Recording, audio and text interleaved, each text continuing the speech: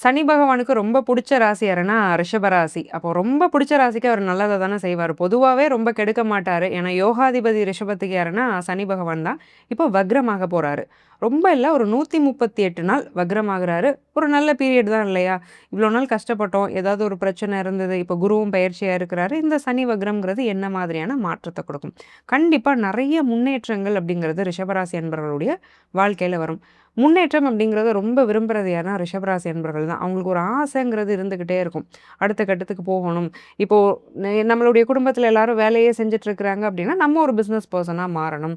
நம்மளுடைய அந்த பிளட் லைனுடைய தலையெழுத்தையே மாத்தக்கூடிய ஒரு நபரா நம்ம இருக்கணும். இந்த மாதிரியெல்லாம் ஒரு பொறுப்புணர்வு, ஒரு அக்கறை, ஒரு அன்பு அப்படிங்கிறதெல்லாம் அதிகமா இருக்கும்.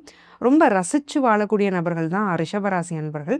அப்ப இந்த சனி பகவான் என்ன செய்ய போறாரு? பேசிக்கா இந்த 11த் ஹவுஸ்ல உட்காந்துட்டு ஒன் லைன்ல சொல்லுங்க. என்னதான் பண்ண போறாரு வக்ரத்துக்கு அப்புறம்? லாபத்த அதிகப்படுத்தி குடுக்க போறாரு.